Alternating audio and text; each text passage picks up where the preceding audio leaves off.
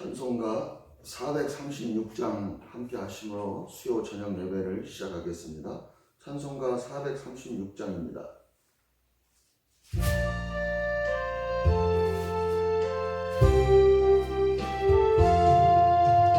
나 이제 주님의 새 생명 얻은 몸, 옛것은 지나고 새 사랑이로다.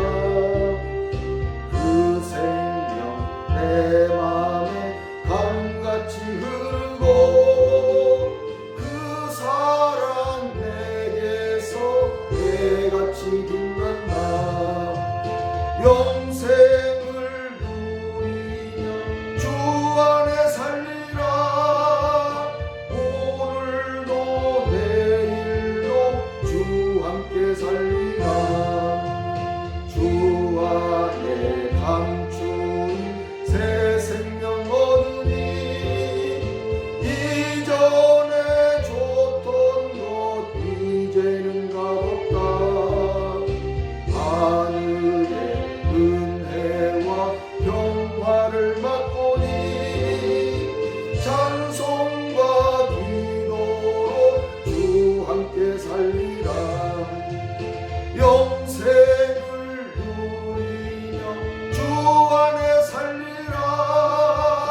오늘도 내일도 주 함께 살리라. 산천도 초목도 새 것이 되었고 죄인도 원수로 친구로 변한다. 새 생명 얻은 자 영생을 누리니 주님을 모신 맘 새 하늘이로다. 영생을 누리며 주 안에 살리라. 오늘도 내일도 주 함께 살리라. 주 따라 가는 길 험하고 멀어도 찬송을 부르며 뒤따라가리라. 나 주를 모시고 영원히 살리라. 날마다 섬기며 주 함께 살리라. 영생을 누리며 주 안에 살리라. 오늘도 내일도 주 함께 살리라. 아멘. 사도신경으로 우리의 신앙을 고백하시겠습니다.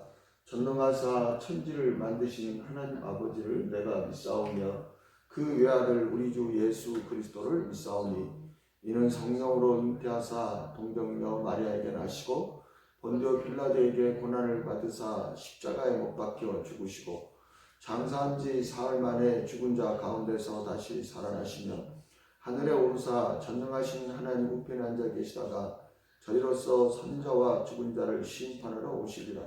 성령을 믿사오며 거룩한 공회와 성도가 서로 교통하는 것과 죄를 사하여 주시는 것과 몸이 다시 사는 것과 영원히 사는 것을 믿사옵나이다. 아멘. 321장 찬양드리겠습니다. 321장.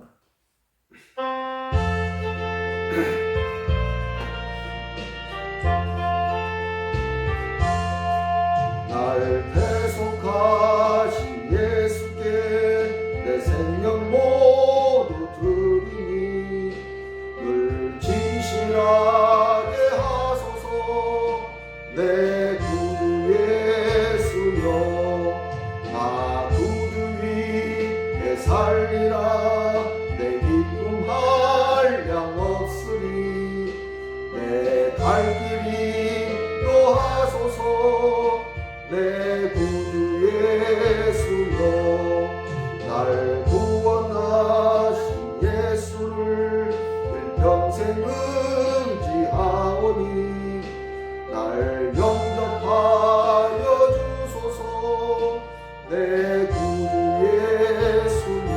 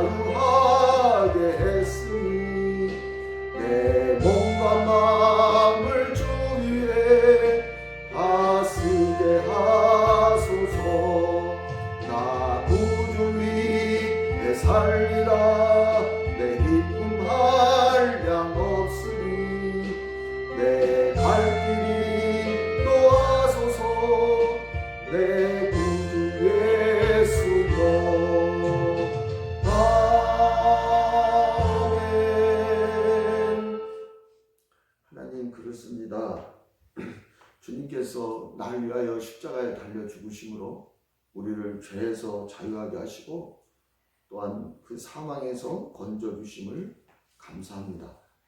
이제는 나에게 영원한 생명을 주신 그 구주만을 위해서 살게 해주시고 그것이 이제는 나의 기쁨이 되게 하여 주시옵소서.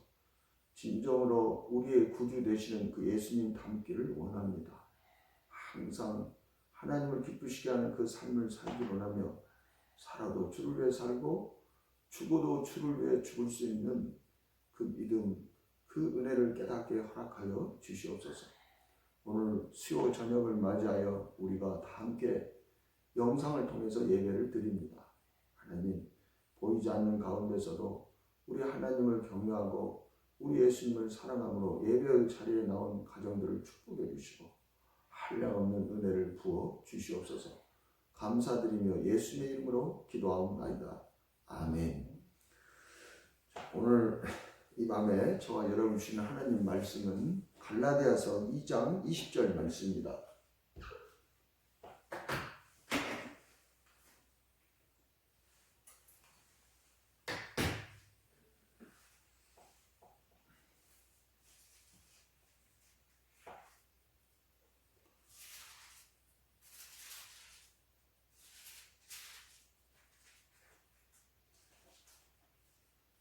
갈라디아서 2장 20절 말씀 찾으셨으면 함께 봉독하시겠습니다.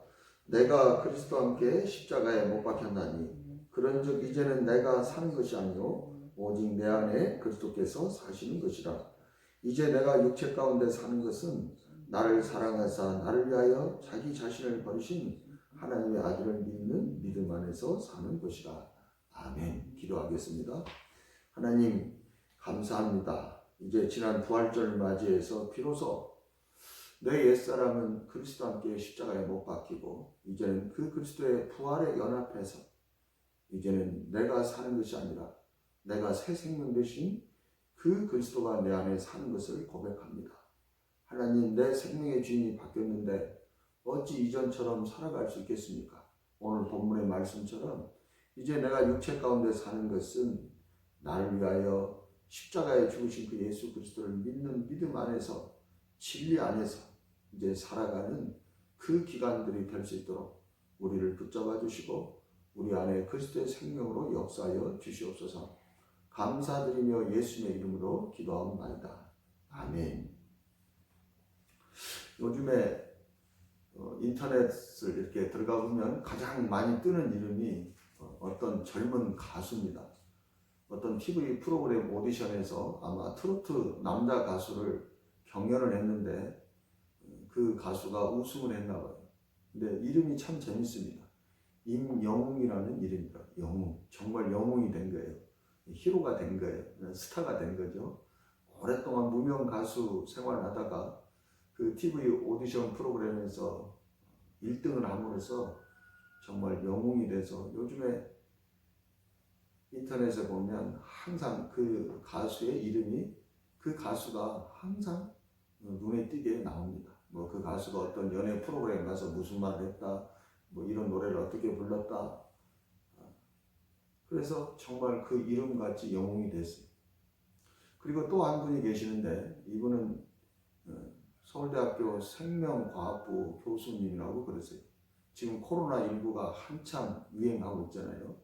그 코로나19를 치료할 수 있는 치료제를 개발하려면 아주 그 코로나19가 어떤 식으로 사람의 세포에 들어가서 움직이는지 그 유전자 분석을 해야 되는데 바로 이 교수님이 코로나19 치료제의 핵심 열쇠가 되는 코로나 그 유전자의 RNA를 완전히 해독해서 분석해서 세계적인 과학 잡지에 실었다고 그럽니다. 그래서 한국의 과학 수준을 정말 빛낸 것 같아요. 젊은 여자 교수인데 이름이 김빛내리 교수예요. 사람들이 그 기사 밑에다가 댓글을 많이 달았더라고요.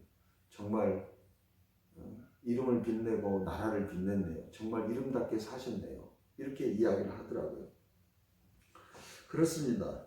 사람들은 전부 한결같이 임영웅, 가수 임영웅 씨나 그 다음에 이 김빛내리 교수를 향해서 역시 이름값을 한다. 역시 이름답다. 그렇게 이야기를 하더라고요.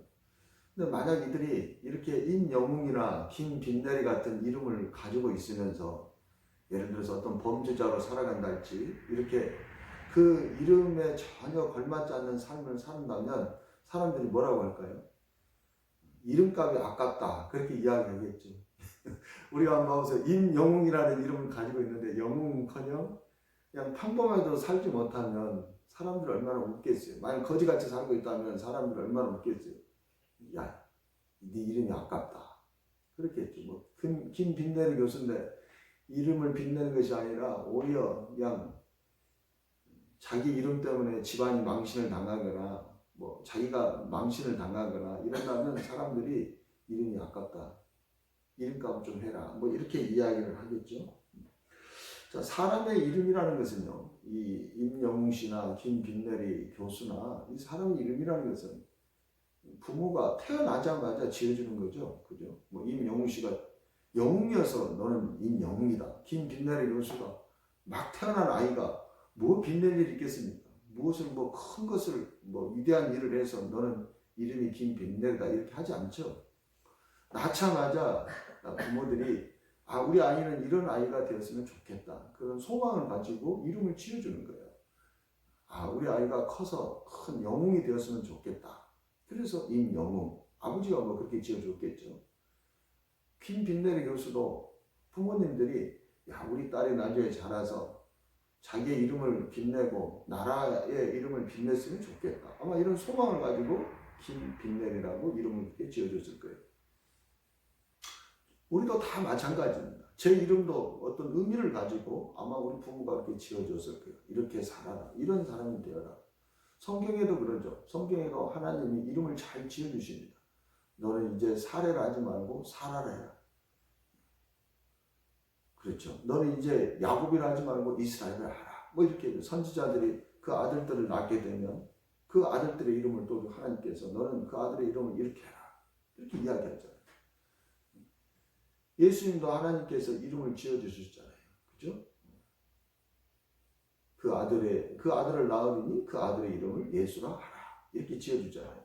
그게 무엇입니까? 그 이름은 다 그 사람을 낳은 그 부모가 이렇게 좀 커졌으면 좋겠다. 그런 소망을 가지고 그렇게 이름을 지어주는 것이죠. 이것을 아는 사람들은 그 자기에게 부모가 붙여준 그 이름을 경솔하게 여기지 않고 그래. 이것이 우리 아빠가 나한테 바라는 그런 소망이구나. 이렇게 하고 정말 그 이름에 걸맞게 살기 위해서 많은 노력을 할 거예요.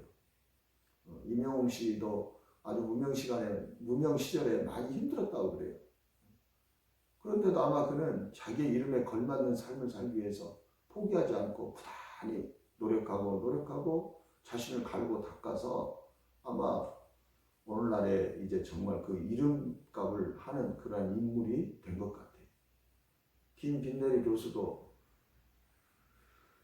공부하기가 얼마나 힘듭니까? 그죠? 놀고 싶고 그렇지만 자기 이름을 늘 생각하면서 그래 우리 엄마 아빠가 나를 태어날 때 이름을 빛내라고 나라를 빛내라고 이름을 지어주었으니 좀 참자 이렇게 하면서 아마 그 자기의 이름의 그 가치를 소중하게 여기고 그렇게 노력을 한 결과 오늘날 정말 그 이름처럼 그렇게 된 것 같아요. 그렇게 이름이 중요한 것이거든요. 이름을 한 번씩 이렇게 불러줄 때마다 자기가 자기 자신에 대한 정체성을 깨닫는 거예요. 영웅아 밥 먹으라 이렇게 할 때마다 그래 나는 영웅이지. 빛내리야 학교 가자 이렇게 하면 그래 나는 빛내야 되니까 학교를 가서 열심히 또 공부를 해야 되지. 이게 자기 이름에 대한 정체성이라는 것입니다. 그렇기 때문에 우리 기독교에서는 그렇지 않지만 로마 가톨릭에서는 우리가 받는 세례를 그들은 영세라고 그렇게 해요. 그래서 그들이 영세를 받고 나면 그들이 새로운 이름을 받습니다. 왜 그러냐면 영적으로 거듭났잖아요. 영세를 받으면 이제 하나님의 자녀로 거듭난 거잖아요. 그러니까 옛날 이름은 버리고 새로운 이름을 받아요. 불교에 있는 스님들도 출가를 하게 되면 예전에 세속에서 쓰던 세속의 이름을 버리고 새로운 이름을 받잖아요. 그걸 법명이라고 합니다. 뭐 성철, 원효, 청담 이런 것들이 다 법명이에요. 새 사람이 된 거예요. 새 사람이 되었으면 새 이름을 가져야 되는 거죠. 역시 우리도 마찬가지입니다. 우리도 이제 하나님께서 우리를 하나님의 자녀로, 영의 사람, 우리의 죽었던 영을 살리셔서 하나님의 자녀가 된 거예요. 그러니까 우리의 육적인 아버지는 우리의 육신의 부모지만 우리의 진짜 생명, 사람의 생명은 영에 있잖아요. 우리의 영이요, 우리의 생명의 아버지는 하나님이시란 말이에요. 이제 그 하나님의 자녀로 거듭났으니까 우리도 거듭나자마자 우리도 새로운 이름을 갖게 되죠. 그래서 가톨릭은 위대한 성인들의 이름을 따서 그들에게 새로운 이름을 줍니다. 영세를 받고 나면 새로운 이름을 주는 거예요. 그렇게. 그래서 그 사람들은 세례명이 다 있어요. 우리 기독교는 그 세례명이 없는데, 우리 기독교에도 예를 들어서 우리가 부모가 믿는 사람이면 자기 자녀들이 태어날 때 부모가 자녀에게 어떤 성경에 있는 인물의 이름을 되게 지어주죠. 그죠? 아니면 본인이 나중에 예수를 믿고 스스로 회심해서 나는 정말 그렇게 살겠다. 나는 베드로처럼 살겠다. 나는 바울처럼 살겠다. 그렇게 해서 스스로 자기가 이름을 개명한 분들도 많아요. 목사님들 가운데 그런 분들이 많죠. 예를 들면 우리가 쉽게 보는 이름이 김베드로. 그것을 베드로라는 이름을 부모가 지어줬을 수도 있어요. 그래, 너는 장차 베드로와 같이 주님을 섬기는 주님의 종이 되어라. 이렇게 지어줄 수도 있겠죠. 아니면 본인이 어떤 베드로와 같은 그런 삶을 살아가야 되겠다. 이런 감동을 가지고 자기가 이름을 바꿀 수도 있어요. 이요셉, 박마리아, 최요나, 조다윗, 정바울, 하스테반 이런 이름들이 우리 개신교도 있어요. 다 이렇게 이름을 지는 것은 무엇입니까? 조다윗. 우리 조영기 목사님이 조다윗이라고 또 다른 이름을 가지고 있는데, 난 다윗 같은 사람이 되겠다. 나는 스테반 같은 사람이 되겠다. 나는 요셉 같은 사람이 되겠다. 나는 요나같이 어떠한 환난 가운데서도 하나님을 끝까지 믿는 믿음의 사람이 되겠다. 나는 바울처럼 이방에 가서 복음을 전하는 나는 그러한 선교사의 삶을 살겠다. 나는 베드로와 같이 정말 예수님의 수제자로서의 삶을 충성된 예수의 수제자로서의 삶을 살겠다. 이게 다 무엇입니까? 이들이 거듭나자마자 이게 영의 사람의 이름이에요. 이전에 자기가 쓰던 이름, 이전에 세상에서 쓰던 이름을 이제 버려버리고 거듭나면서 이렇게 새로운 이름을 가지고 살아가는 사람들이 많이 있다. 그만큼 이름이 중요한 것입니다. 만약 그런데 우리가 이런 이름을 가지고 이름값을 못하는 자가 있죠. 가끔 우리가 TV 같은 거 보면 아주 막 끔찍한 범인이 잡혔는데 그 끔찍한 범인의 이름이 보니까 성경에 나오는 인물 이름이에요. 이야곱, 김요셉 일당이 어떻게 이렇게 나오면 우리 아는 사람들은 그 혀를 끌끌끌 차죠. 저 부모가 분명히 믿는 가정이었을 텐데. 그래서 저 부모가 저 아들을 낳았을 때는 요셉처럼 크라고 그냥 이름을 지어줬을 건데, 참 안타깝다. 그렇죠. 자기 이름에 먹칠하는 것이죠. 그냥 평범한 이름을 가지고 있으면 그런가 보다 그러는데, 그렇게 성경에서 나오는 인물의 이름을 가지고 그렇게 끔찍한 범죄를 저지르면 그 이름을 빛내는 것이 아니라 오히려 그 이름 때문에 하나님을 욕되게 하는 그런 결과가 생기는 것이죠. 그죠? 그 사람은 왜 그랬을까요? 왜 김요셉이라는 이름을 가졌으면서도 그렇게 끔찍한 죄를 범했을까요? 그 이름을 중요하게 여기지 않았기 때문에 그런 거예요. 그 이름의 가치를 중요하게 여기지 않았기 때문에 그런 일들이 벌어진 것입니다. 이만큼 이름이 중요한 것입니다. 저와 여러분은요, 사람이 이름을 지어주든 지어주지도 않든 간에 저와 여러분이 예수를 믿고 이제 정말 하나님의 자녀가 되면, 성령으로 거듭나면, 우리가 영의 사람이 되면 우리는 자동적으로 이름을 받습니다. 이건 세상 사람들이 붙여준 이름이에요. 그 이름이 무엇입니까? 그게 그리스도인이라는 이름이에요. 이 그리스도인이라는 이름은 안디옥 교회에서 처음으로 그리스도인이라는 그 이름이 불려지게 된 겁니다. 예루살렘 교회가 핍박을 당합니다. 그래서 예루살렘에서 사람들이 뿔뿔이 막 흩어져요. 그래서 그 사람들이 안디옥에까지 도망가게 됩니다. 그리고 거기서 복음을 전하면서 거기에서 많은 역사가 일어나고 거기에서 많은 믿는 신자들이 생기는 거예요. 그래서 예루살렘 교회에서 바나바를 거기에 파송을 합니다. 거기에 이런 막 역사가 일어나고 많은 사람들이 예수를 믿고 회개하고 돌아온다고 그러는데 가봐라. 그래서 가서 바나바가 보니까 정말로 이방인들까지도, 안디옥이 이방이잖아요. 이방인들까지도 예수를 믿고 막 돌아오는 겁니다. 그러니까 이 바나바가 다수에 있던 바울을 찾아가는 거예요. 이제 그때는 바울이 회심하고 다수에서 정말 그 예수님을 깊이 만나고 있는 그런 때였는데 사역을 시작하기 전이었어요. 그때 바나바가 바울을 찾아가가지고 나랑 같이 안디옥에 이런 교회가 생기게 됐는데 그들을 가르치고 그들을 돌보는 그런 목회 사역을 하자. 이렇게 해서 바나바와 바울이 함께 그 안디옥에서 1년간을 머물면서 그 예수를 믿고 돌아온 그 신자들을 가르치기 시작을 합니다. 그때 그 무리들을 향해서 세상 사람들이 그리스도인이라 불렀다. 이렇게 이야기를 하죠. 사도행전 11장 25절에서 26절에 바나바가 바울을 찾으러 다수에 가서 만남에 안디옥에 데리고 와서 둘이 교회 1년간 모여 있어 큰 무리를 가르쳤고 제자들이 안디옥에서 비로소 그리스도인이라 일컬음을 받게 되었더라. 이렇게 이야기를 하고 있습니다. 그리스도인.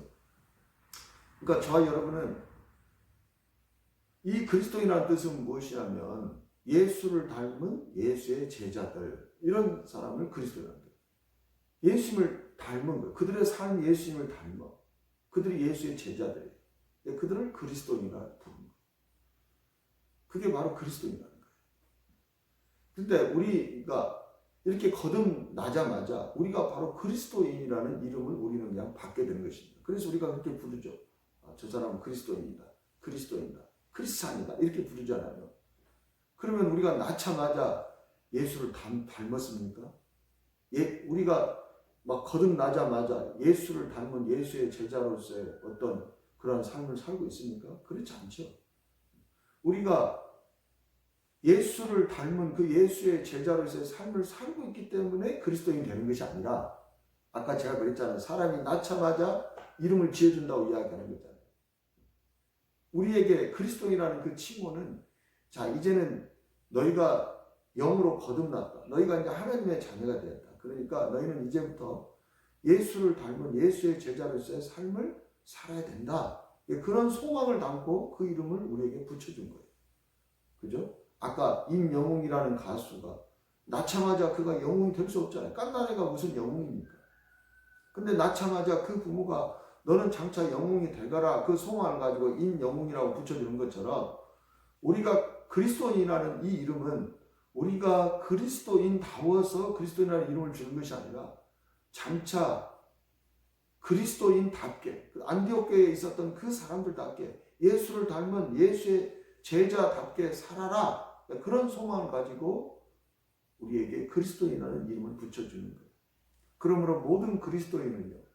내가 어떤 자격이 있어서 그리스도인이라고 불리는 것이 아니라 그리스도인으로서의 삶을 살아내야 하기 때문에 그리스도인이라 이렇게 부르는 것이다. 그렇습니다. 근데 만약 우리가 그리스도인이라고 이름을 부르면서 이 이름값을 하지 못한다면 어떻게 되겠어요? 그러면 안 되겠죠. 그죠? 그러면 우리가 그리스도인지 아닌지 그것을 어떻게 알 수 있습니까? 우리 행실을 보고 알죠. 행실을 보고. 행실이 예수를 닮았으면 예수님께서 그러잖아요. 너희가 많은 열매를 맺으면 하나님께 영광을 돌리고 너희는 내 제자가 될 것이다. 이렇게 이야기하잖아요. 그러니까 우리가 예수를 닮은 삶을 살아갈 때 사람들이 저 사람은 진정 크리스찬이다. 그렇게 우리를 인정해 주는 거예요.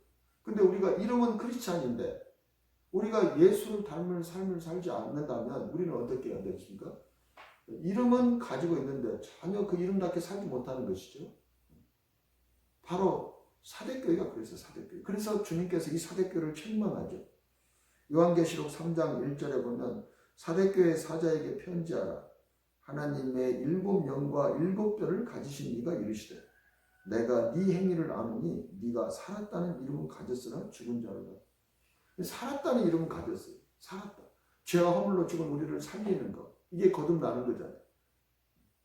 그 자들에게 붙여준 이름, 영이 살아난 자들, 죄와 허물로 죽었던 그 생명이 살아난 자들을 크리스찬이라고 부르는 거예요. 그리스도인이라고 부르는 거예요, 그들이. 그러면 그들은 그 영이 살아난 그 신자다운, 크리스찬다운 삶을 살아야 되는데, 너 행위를 보니까 네가 죄와 허물로 죽었던 그 살아나기 이전의 삶과 똑같다, 그런 이야기. 이게 살았다는 이름은 가졌으나 죽은 자로다, 이렇게 이야기하는 것입니다. 그래서 저와 여러분이 크리스찬이라는 것, 이 그리스도인이라는 이 이름의 무게를 우리가 잘 생각해야 되는 거예요. 내가 그리스도입니다. 이제는 우리가 이 그리스도인으로서 정체성을 가져야 되는 거예요. 이제는 새 사람이 되었어요. 이제는 죄와 허물로 죽었던 우리가 살아났어요. 이 살아난 자들, 이들이 그리스도입니다. 이들은 예수님을 닮은 예수의 제자로서의 삶을 살아야 되는 거예요. 그래서 하나님께서 우리에게 그 크리스찬이라는 그 이름을 허락해 주신 겁니다. 로마서 8장 29절에 보면 하나님이 미리 아신 자들을 또한 그 아들의 형상을 본받게 하기 위하여 미리 정하셨어요. 하나님이 우리를 선택하시고 우리를 살려주신 것은 그 아들의 형상, 즉 예수님을 닮게 하려고 우리를 살려주신 거예요. 그리고 우리에게 그리스도인이라는 그 이름을 붙여주신 거예요. 그러니까 저와 여러분은 지금 예수와 같은 삶을 살지 못하고 있잖아요. 그러나 우리가 살아야 될 그 삶은 바로 예수와 같은 삶을 살아야 된다. 그것을 우리에게 이야기하고 있는 것입니다.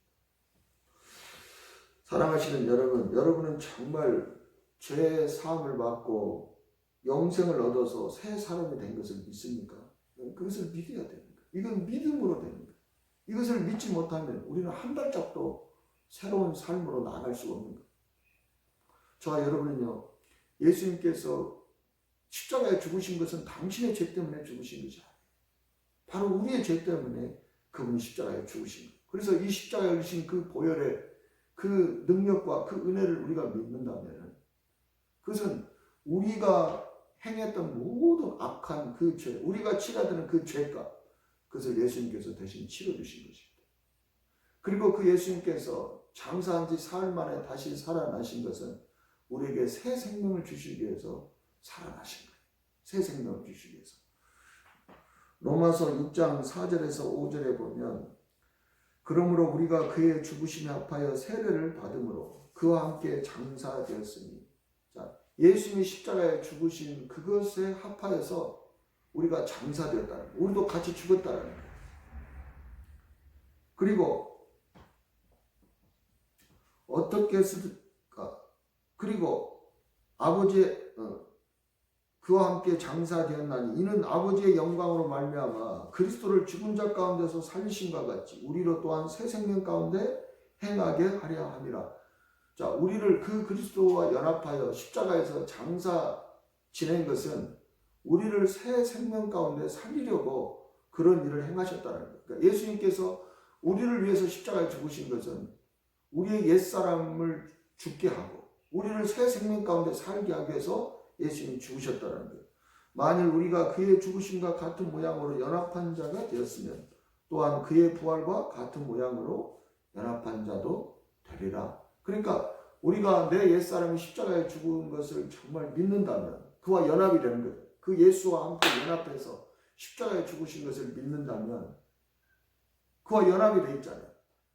근데 그분과 연합이 됐는데 그분이 다시 부활의 생명으로 살아나셨잖아요. 그래서 우리도 새 생명을 얻은 것을 믿으라, 이렇게 이야기합니다. 자, 우리가 그와 함께 십자가 연합하여 죽고 또 그와 함께 연합하여 부활의 새 생명으로 거듭나는 이 사건은 어디에서 일어나는 거예요? 우리의 영에서 일어나요. 영에서. 우리의 마음에서 일어나는 거예요. 마음에서. 우리가 육체로서는 그렇게 할 수 없죠. 예수님은 2000년 전에 육체가 죽으셨고 지금 육체가 없어. 근데 우리가 육체로서는 이런 일이 일어날 수가 없는 거잖아요. 우리의 영 안에서. 근데 영 안에서는 이러한 일이 가능한 거예요. 영 안에서. 이게 믿음이라는 거예요. 그래. 우리 살리는 것은 영이요 육은 무익하니라. 우리에게 중요한 것은 영이죠. 우리의 영이 그렇게 된다. 믿음으로. 그래, 이제는 내 영이, 죄와 허물로 죽었던 내 영이 예수와 함께 십자가에 못 박여 죽고 이제 그 죽은 죄와 허물로 죽었던 그 영이 죽음으로 말미암아 내 영이 예수님과 연합한 이 영이 예수의 부활과 더불어서 내가 새 생명을 얻었다. 이게 에베소 2장에 나오는 거잖아요. 그가 너희를 살리사 함께 하늘에 앉히시니. 그게 그 이야기예요. 하늘에 앉히시니. 이제 너희의 생명은 그리스도와 함께 하나님 안에 감춰졌습니다. 골로새서 3장 1절에서 나오는 이야기가 다 그런 이야기들이죠. 이게 다 우리의 영에서 일어나는 거예요. 이렇게 영에서 우리가 그리스도에 연합해서 십자가에 죽고 새롭게 살아나는 것, 이것을 성령으로 거듭났다. 이렇게 이야기하는 것이죠. 그죠? 이렇게 성령으로 거듭난 이 영의 사람, 이제 육의 사람이 아닙니다. 세상 사람은 영이 죽어있는 상태, 육만 살아있는 상태. 근데 우리는 이제 영이 살아난 거예요. 영은 오직 하나님의 생명으로만 살아날 수 있어요. 사람이 원래 그렇게 지어졌기 때문에 그래요. 사람을 처음 만들 때 흙으로 몸을 만드시고 거기에 하나님의 영인 생기를 불어넣어서 생명이 되게 하는 그게 사람이잖아요. 근데 이 생명이, 이 하나님의 영이 사람에게서 떠나버린 거예요. 우리의 죄 때문에. 이게 죄와 허물로 죽은 상태였어요. 그 상태에서 계속 부모를 통해서 육신으로 계속 씨가 퍼져서 오늘날 이 인류 전체가 사람이 살아있어요. 그러니까 사람은 날 때부터 다 영이, 하나님의 영이 떠난 상태로 살아나는 거예요. 이 죄와 허물로 죽은 이 영이 살아날 수 있는, 다시 살아날 수 있는 방법은 무엇입니까? 그게 예수를 믿고 회개하고 죄 사함을 받을 때 성령을 선물로 받는 거예요. 생명을 선물로 받는 거예요. 하나님의 영을 선물로 받는 거예요. 그래서 그가 비로소 살아나게 되는 것이죠. 그렇게 살아난 자들, 이들이 바로 크리스찬이라고 부르는 거예요. 근데 하나님께서 이렇게 우리를 살리신 것은 왜 살리셨다고요? 그 아들의 형상 예수를 닮으라고 우리를 살리셨다고 그러는 것이죠. 그래서 이제 저와 여러분이 살아갈 때 우리의 롤 모델은 누구냐? 우리는 누구를 닮아야 돼요? 우리는 세상의 영웅이 되라고 우리를 살려주신 것이 아니에요. 우리는 오직 예수를 닮으라고 우리를 살려주신 거예요. 이 땅에서 너희는 예수를 닮아서 그 아들, 내 아들 예수가 한 그 삶을 살다가 오라. 그래서 우리를 살려주신 거예요. 하나님은 우리를 임영웅이라고 이름을 지어주신 것이 아니에요. 너 세상에서 영웅이 되라. 그래서 우리를 지어준 거예요. 너희는 크리스찬이다. 너희는 그리스도인이다. 너희는 예수를 닮은 예수의 제자로서의 삶을 살다가 오라. 그게 우리에게 붙여주신 하나님의 이름이다. 하나님 아버지의 이름이다. 그래서 우리 모두에게 다 그 이름을 붙여주신 거예요. 그래서 우리 모두를 다 그리스도인이라고 부르는 거예요. 너희 모두는 다른 거 없어요. 우리의 그래서 지향점은 똑같아요. 저나 여러분이나 우리 모든 사람의 지향점은 예수님을 닮아서 예수님처럼 살다가 어떻게 예수님처럼 살아요? 항상 하나님을 기쁘시게 하는, 하나님께 영광을 돌리는, 하나님을 위해서 사는, 하나님의 나라와 하나님의 뜻을 위해서 사는 그런 삶을 살다가 나에게로 오라. 그게 그리스도인이라는 이름이고 하나님께서 우리에게 그 이름을 주신 거예요. 그게 우리의 정체성입니다. 그래서 저와 여러분은 오직 그 예수를 닮아야 되는 거예요. 오직 나의 삶이 그 예수를 바라보면서, 왜? 그 이름을 우리에게 주셨으니까 나가야 된다. 그런 이야기입니다. 히브리서 12장 2절에 믿음의 주여 또 온전하게 하시는 이 예수를 바라보자. 예수를 바라보자. 믿음의 주여 온전하게 하시는 예수를 바라보자. 왜? 우리의 이름이 바로 그리스도이기 때문에 그렇습니다.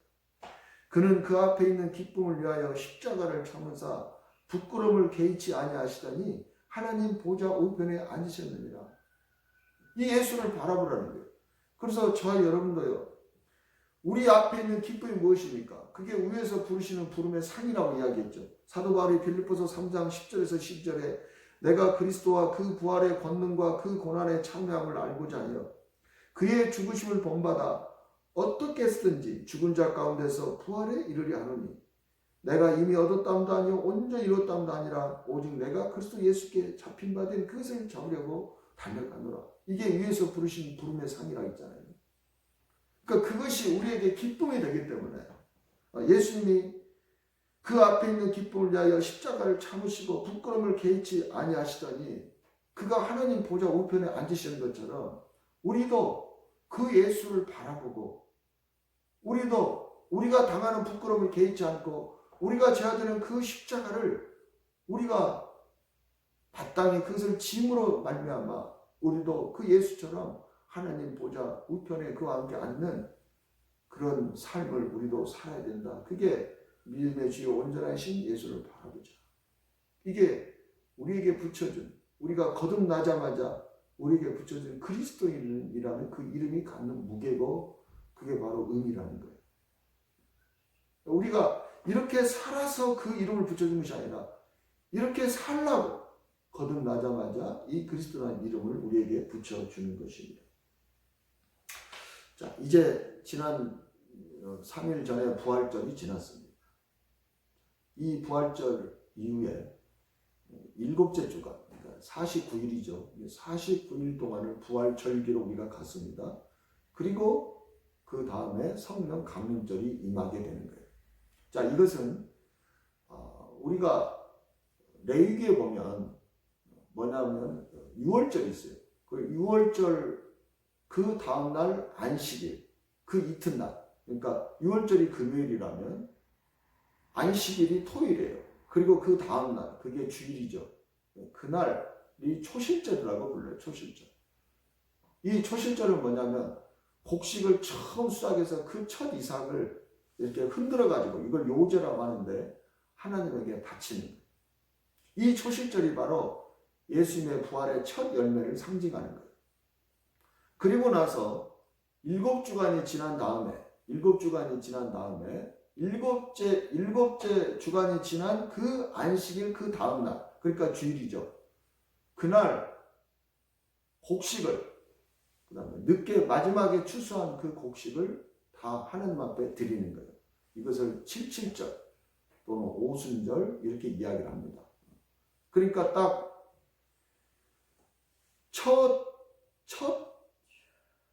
첫 이삭을 드린 초실절 그날부터 카운트해서 50일째 되는 날, 그러니까 7주간이 지나고 그 주일날, 그게 50일째가 되죠. 그게 오순절. 그것을 그 의미를 그대로 따르는 것입니다. 그래서 우리가 6월절 금요일날 예수님이 십자가에 달려 죽으셨잖아요. 그리고 예수님께서 일요일날 주일날 부활하셨잖아요. 그 예수님이 부활하신 그게 초실절이 바로 예수님의 부활을 상징하는 거예요. 그리고 나서 7째 주간이 지난 다음에 오순절, 그 오순절에 신약에서 성령이 강림하셨잖아요. 그죠? 그래서 그때를 성령 강림절로 보내요. 그러면 이 부활절에서 성령 강림절이 있는 이 50일 동안 우리가 해야 되는 그걸 부활절기라고 이야기하는데, 이 부활절기 동안이 영적으로 무슨 의미를 가지고 있는가? 이 부활절기는요, 이제는 우리가 부활절이 된 다음부터, 부활절 이후부터, 아까 그랬잖아요. 그의 부활에 연합하여 우리가 이제 새 생명을 얻게 됐잖아요. 그러니까 부활절이 지난 다음에 우리의 영적인 삶은, 우리의 의미는 이제 우리가 새 사람이 된 거예요. 새 사람. 오늘 본문의 말씀이 그거예요. 오늘 본문의 말씀을 다시 한번 읽어볼까요? 내가 그리스도와 함께 십자가에 못 박혔나니. 지난 금요일 날 저와 여러분은 그리스도와 함께 십자가에 못 박힌 것입니다. 이것을 해마다 새롭게 갱신시켜주는 거예요. 우리가 이걸 잊어버리고 사니까 이것을 계속해서 갱신시켜주는 거예요. 그런즉 이제는 내가 사는 것이 아니요 오직 내 안에 그리스도께서 사는 거라. 아까 로마서 6장 4절에서 5절에 뭐라고 이야기합니까? 5절에 만일 우리가 그의 죽으심과 같은 모양으로 연합한 자가 되었으면 또한 그의 부활과 같은 모양으로 연합한 자가 되리라. 아까 로마서 6장 5절에서 그런 거잖아요. 그러니까 우리가 그리스도와 함께 십자가에 연합한 자가 되었으니까 이제 내 옛사람은 죽어버렸고 이제 내게 사는 것은 이제 우리가 부활에 연합한 자가 되었으니까 그리스도가 내게 사는 것이다. 이게 지금 부활절 아침에 우리가 고백해야 될 거예요. 믿음으로. 그리고 이제 내가 육체 가운데 사는 것은 나를 사랑하사 나를 위하여 자기 자신을 버리신 하나님의 아들을 믿는 믿음 안에서 사는 것이다. 이제 사도가 이렇게 고백하잖아요. 그죠? 아까 로마서 6장 4절과 5절이 교리라면 지금 갈라디아서 2장 20절은 이게 실제가 됩니다. 자, 이제는 이렇게 믿음 안에서 우리가 살려면 그냥 살 수 있습니까? 그냥 살 수 없잖아요. 그죠? 이제 새 사람을 우리가 입었어요. 이제는 이 새 사람의 능력으로 이렇게 살아야 되는 거예요. 새 사람의 능력으로. 그러면 새 사람의 능력으로 살려면 이제 새 사람의 능력을 입어야 되잖아요. 그죠? 우리의 옛사람의 능력은 어디에서 와요? 세상으로부터 왔잖아요. 전에 세상에 속했던 우리 옛사람의 능력은 세상으로부터 온 거예요. 육신의 정욕과 안목의 정욕과 이생의 자랑, 그것이 옛사람의 능력이었어요. 그러니까 우리가 그런 것들을 사랑했던 거예요. 그런 것들을 많이 가지고 있으면 능력 있는 사람이 되니까. 근데 이제 그 세상으로부터는 육신의 정욕과 안목의 정욕과 이생의 자랑을 능력으로 삼았던 그 옛사람은 죽어버렸어요. 그러면 우리가 더 이상 그것이 나의 능력이 될 수가 없는 것이죠. 그죠? 육신의 정욕과 안목의 정욕과 이생의 자랑이 나의 능력이 될 수가 없는 거예요. 새 사람이 되었으니까. 예수님의 능력이 그런 것이 아니었잖아요. 새 사람은 이제는 내 안에 그리스도께서 사는 거예요. 자, 그리스도께서 이 세상을 살아갈 때 세상이 주는 육신의 정욕과 안목의 정욕과 이생의 자랑, 그 능력으로 살았습니까? 그 능력으로 살지 않았단 말이에요. 그죠? 예수님은 공중에 나는 새도 집이 있고 여우도 굴이 있는데 인자는 머리 둘 것도 없다라고 이야기했잖아요. 그런 것이 아무것도 없었어요. 예수님께서 뭐 이 세상에서 바리새인과 서기관과 대제사장들 같이 높은 직위를 가진 것도 아니에요. 예수님께서 어떤 권세를 가진 것도 아닙니다. 그죠? 그러니까 세상으로부터는 육신의 정욕과 안목의 정욕과 이생의 자랑이 세상 사람들의 능력이지만 예수님은 그 능력으로 살지 않았단 말이에요. 왜? 예수는 영의 사람이잖아요. 그리스도의 사람이잖아요. 그죠? 그러면 예수님은 어떤 능력으로 살았습니까? 성령의 능력으로 살았죠. 하나님께서 주시는 그 능력으로 살았잖아요. 그죠? 오병이의 기적을 베풀고 죽은 나사로를 살리고 병든 자를 고치고 귀신을 쫓아내고 이것이 세상이 주는 능력으로 그 일을 행한 것입니까? 아니잖아요. 위로부터는 능력을 입은 거잖아요. 근데 새 사람은 어떤 능력으로 살아가느냐? 위로부터는 능력으로 살아가는 것입니다. 하나님의 능력으로 살아가는 거예요. 빌립보서 4장 12절 13절에 나는 비천에 처할 줄도 알고 풍부에 처할 줄도 알아. 모든 일 곧 배부름과 배고픔과 풍부와 궁핍에 처할 줄 아는 일체의 비결을 배웠노라. 이런 것들이 나에게 능력이 되지 않는다는 거예요. 배부름이 나의 능력이 되지 않는다. 풍부함이 나의 능력이 되지 않는다. 나는 배부름과 배고픔과 풍부함과 궁핍함에 처할 줄 아는 일체의 비결을 배웠다. 그러면서 능력이 어디에서 온다고요? 내게 능력 주시는 자 안에서 내가 모든 것을 할 수 있는 거예요. 내게 능력 주시는 자, 성령 안에서 모든 것을 할 수 있는 거예요.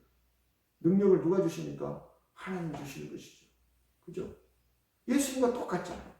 예수님도 무엇을 가지고 사역을 하셨어요? 무엇을 가지고 이 땅을 살아내셨어요? 위로부터는 능력, 하늘로부터는 능력, 하나님 주시는 그 능력을 가지고 사셨잖아요. 누가복음 4장 18절에 주의 성령이 내게 임하셨어요. 성령이 임하셨어요. 이게 능력이 임한 거예요. 영의 사람은 오늘 사도 바울이 고백한 것처럼 이제는 내가 사는 것이 아니요 내 안에 그리스도께서 사는 것이라. 이 그리스도가 이 안에 사는 이 세 사람의 능력은 세상이 주는 육신의 정욕과 안목의 정욕과 이생의 자랑의 능력이 아니라 하늘로부터 주시는 그 성령의 능력, 하나님의 능력, 그 능력이 영의 사람의 능력입니다. 예수님도 그 능력으로 사셨어요. 주의 성령이 내게 임하셨으니 이는 가난한 자에게 복음을 전하게 하시려고 내게 기름을 부으시고 나를 보내사 포로된 자에게 자유를 눈먼 자에게 다시 보게 함을 전파하며 눌린 자를 자유롭게 하고. 이게 능력이라고. 위로부터는 능력. 위로부터는. 그래서 사도 바울도 그랬죠. 너희가 땅의 것을 생각하지 말고 위의 것을 생각하라. 이는 너희가 죽었고 너희 생명은 그리스도와 함께 하나님 안에 감춰졌느라. 이렇게 이야기했잖아요. 이게 거듭난 새 사람들이에요. 이게 그리스도와 함께 내가 죽고 이제는 내가 사는 것이 아니요 이제는 내 안에 그리스도께서 사는 사람들이다. 이런 사람들은 위의 것을 생각해야 한다.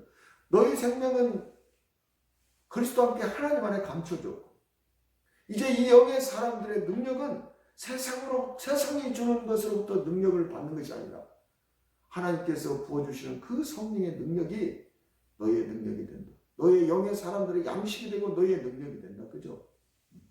그래서 이 성령 강림적, 이게 영의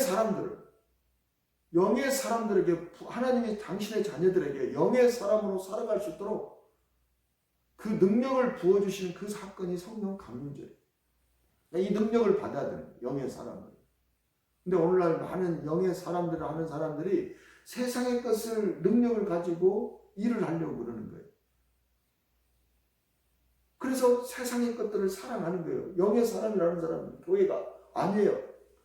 교회는요, 세상 것을 가지고 능력을 행하는 곳이 아니에요.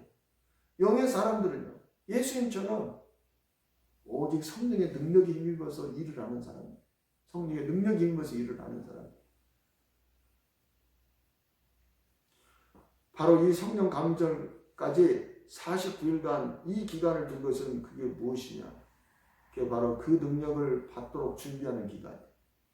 정말 이제 우리가 영의 사람으로 거듭났잖아요. 부활절에. 그의 예수와 함께 십자가에 연합해서 우리 옛사람이 죽고 이제 그의 부활에 연합해서 우리가 새 사람이 됐잖아요. 그래서 이제는 내가 사는 것이 아니라 내 안에 그쪽에서 사는 거잖아요. 자, 이렇게 새 생명으로 거듭났어. 이 새 생명으로 거듭난 사람들이 새 생명의 능력을 하늘로부터 받기 위해서 준비하는 기간. 그게 바로 이 사순절 기간. 아니, 이 부활절 기간이에요. 자, 사순절 기간은 예수의 십자가를 바라보면서 내가 행한 모든 죄악들을 회개한 거예요. 내가 이 몸으로 행한 죄악들. 사람들에게 나쁜 짓을 하고 사람들과 싸우고 도둑질을 하고 이전에 방탕한 삶을 살았고 이런 죄악들. 이런 것들을 회개하는 기간이라면 이 부활절 기간은 성령 강림절까지 남아있는 이 49일 동안의 이 부활절 기간은 어떤 기간이냐? 그때는 이제는 이 새 생명의 능력으로 내 안에 있는 이 마음, 내 마음 속에 숨겨있는 죄의 본성들이 있어요. 죄의 본성. 그렇게 죄악을 행하도록 만드는 씨, 그걸 죄의 본성이라고 이야기하거든요. 그 죄의 본성까지 다 끊어버리는 그런 기간이에요. 정말 새 사람이 되는 기간이에요. 정말 내 마음을 정결하게 하는 그런 기간이에요. 그러니까 사순절 기간은 마음을 정결하게 하기보다는 예수님이 내 죄악 때문에 대신해서 내가 받을 형벌을 대신해 십자가에 죽으신 그것을 바라보면서 나의 죄악을 회개하는 그런 기간이었다면 이제 내가 새 생명을 얻은 다음에는 이제 내가 새 사람 되었잖아요. 새 사람 되려면 내 마음이 그리스도의 마음을 닮아야 되잖아요. 그리스도의 이 마음 안에는 죄의 본성이 없었어요. 그러니까 그 그리스도의 마음을 담도록 준비하는 기간이에요. 죄의 본성을 다 내 마음속에 숨어있는 이 죄의 본성까지 다 끊어버리는 그것이 뭐예요? 그게 자기를 부인하는 거지. 자기를 부인하는 거예요. 내가 죄를 짓지 않았더라도 내가 스스로 나 자신 자기를 부인하는 거예요. 남을 사랑하지 못한 그것조차도 내 안에서 죄라고 여기는 것. 내가 간음을 해야만 죄였지만 이제는 여자를 보고 음욕을 품는 것 그것까지도 내가 죄라고 괴로워하는 그런 기간. 이 그리스도의 마음을 담는 그런 기간.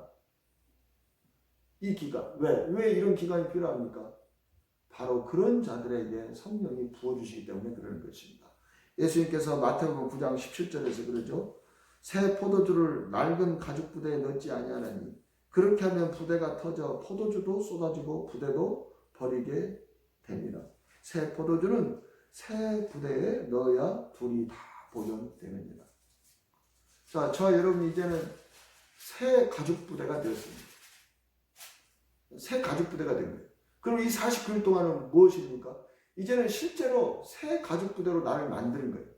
이제 이름이 새 가죽 부대예요. 아까 그랬잖아요. 우리가 거듭나자마자 그리스도라는 이름이 주어집니다.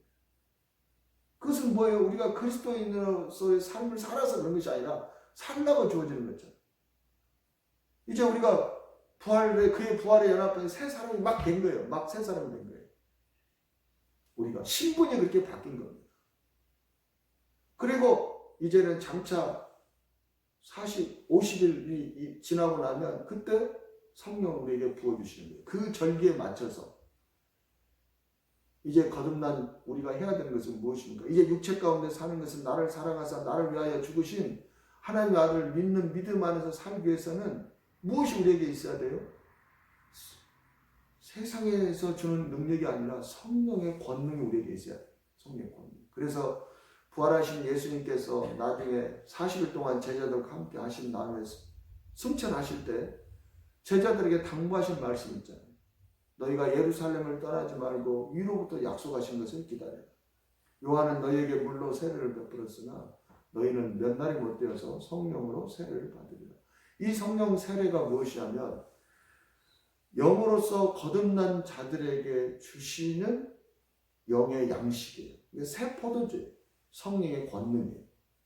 그래서 이들이 사도행전 2장 1절 이하의 오순절에 보면 성령이 급하고 강한 바람과 같이 성령이 각 사람의 머리 위에 불의 혀 같은 것이 임하게 되잖아요. 그래서 그들이 새술에 취한 것처럼 새로운 방언을 말한다고 이야기해요. 새술에 취했다고 이야기해요.